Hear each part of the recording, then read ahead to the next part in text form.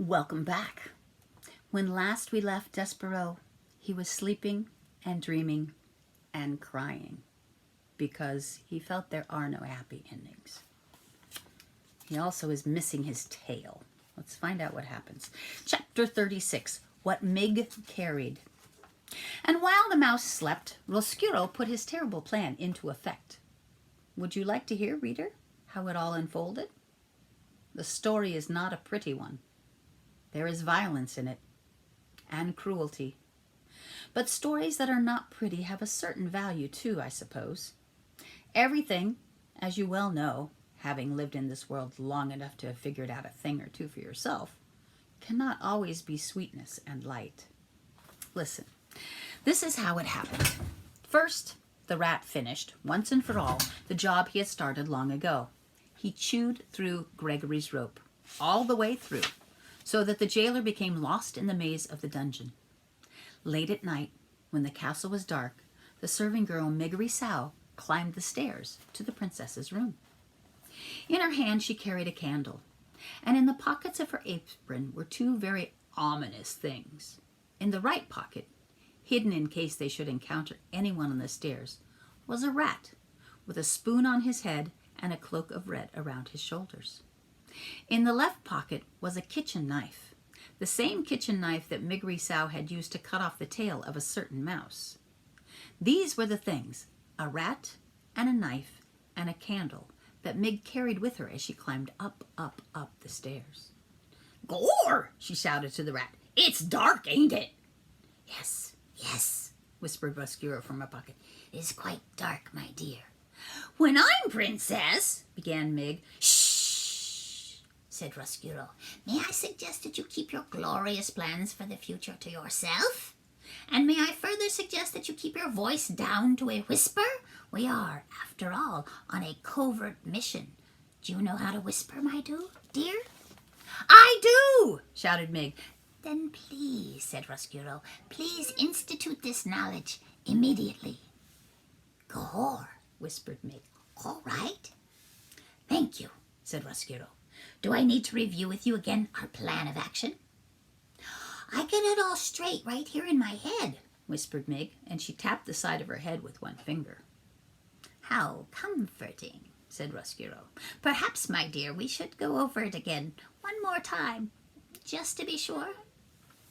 "Well," said Mig, "we go into the princess's room, and she will be sleeping and snoozing and snoring, and I will wake her up and show her the knife and say, 'If you does not want to get hurt, princess, you must come with me.'" "And you will not hurt her," said Roscuro. "No, I won't, because I want her to live so she can be my lady-in-waiting when I become princess." "Exactly," said Roscuro. "That will be her divine comeuppance." "Gore," whispered Mig. "Yes, her divine comeuppance." Mig had, of course, no idea what the phrase divine comeuppance meant, but she very much liked the sound of it, and she repeated it over and over to herself until Roscuro said, "And then?" "And then," continued Biggs, "I tells her to get out of her princess bed and come with me on a little journey." "Ha!" said Roscuro. "A little journey, that is right. I love the understatement of that phrase. A little journey. Oh, it will be a little journey, indeed it will." "And then," said Mig, who was now coming to her favorite part of the plan, "we take her to the deep downs, and we give her some long lessons in how to be a serving girl, and we gives me some short lessons in how to be a princess, and when we is all done studying up, we switch places. I gets to be the princess, and she gets to be the maid. Gore!"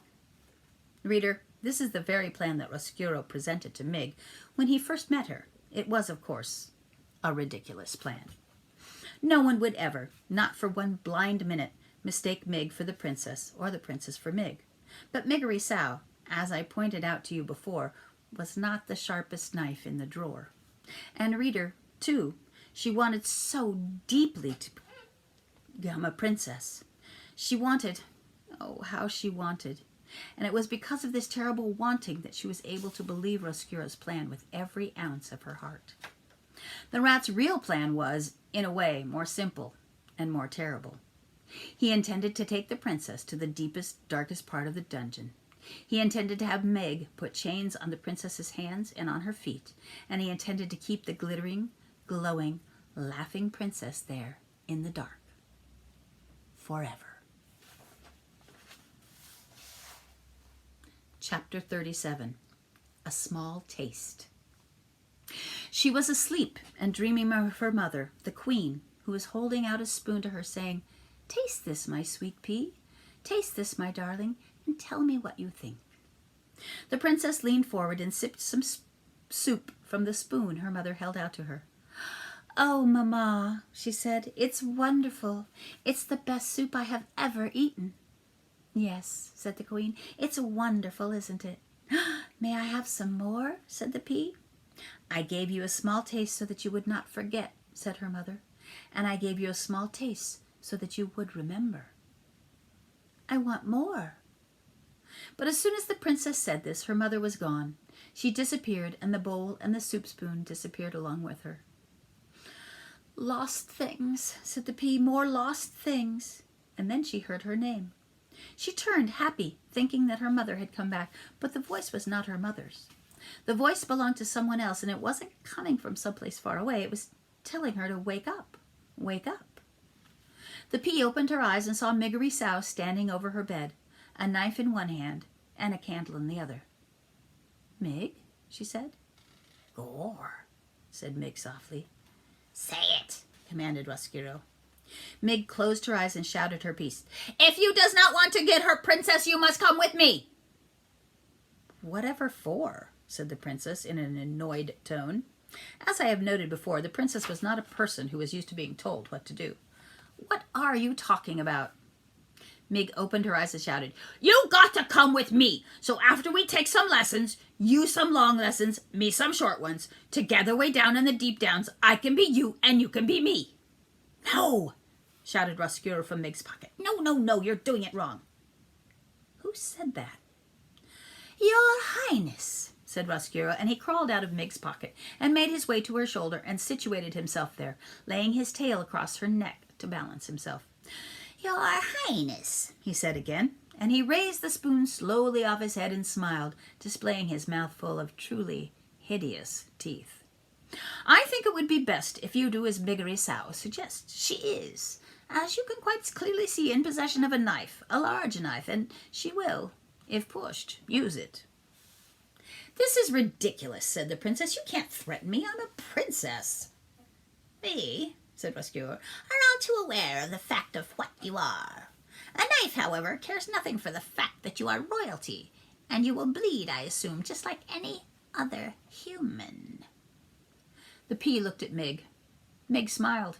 The knife glinted in the light of the candle. "Mig," she said, her voice shaking just a tiny bit. "I really do not think," said Roscuro, "that Mig would need much persuasion to use that knife, princess. She is a dangerous individual, easily led." "But we are friends," said the pea. "Aren't we, Mig?" "Eh?" said Mig. "Trust me," said Roscuro, "you are not friends, and I think it would be best if you addressed all your communications to me, princess. I am the one in charge here. Look at me." The pea looked right directly at the rat and at the spoon on his head. Her heart skipped one beat and then two. "Do you know me, princess?" "No," she said, lowering her head. "I don't know you."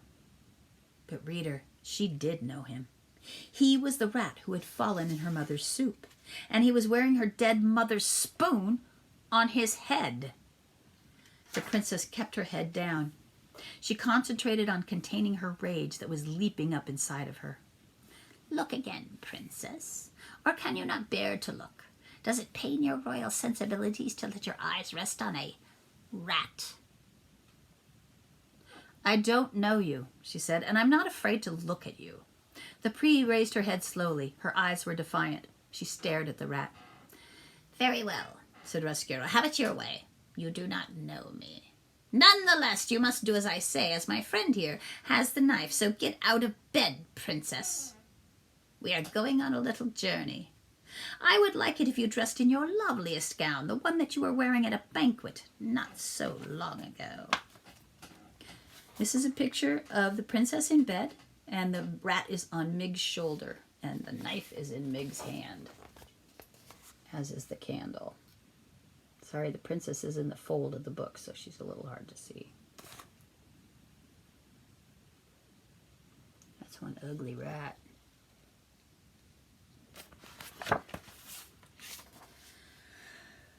Put on your crown, said Mig. Put that on your princess head.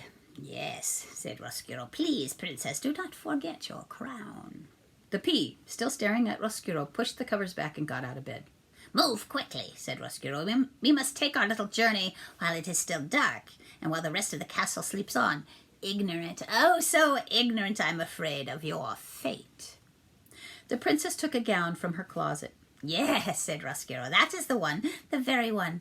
Look at how it sparkles in the light. Lovely. I will need someone to do my buttons, said the princess as she stepped into the dress. Mig, you must help me. Little princess, said Roscuro, do you think that you can outsmart a rat? Our dear Migrisao will not lay down her knife, not even for a moment, will you, Migrisao? Because that might ruin your chances of becoming a princess. Isn't that right? Gore, said Mig. That's right. And so while Mig held the knife pointed in the direction of the princess, the pea sat and let the rat crawl over her back, doing her buttons up for her one by one. The princess held very still. The only movement she allowed herself was this. She licked her lips over and over again, because she thought that if she could taste there the sweet saltiness of the soup that her mother had fed her in her dream. I have not forgotten, Mamma, she whispered. I have not forgotten you. I have not forgotten soup. And next time we will go to the dungeon.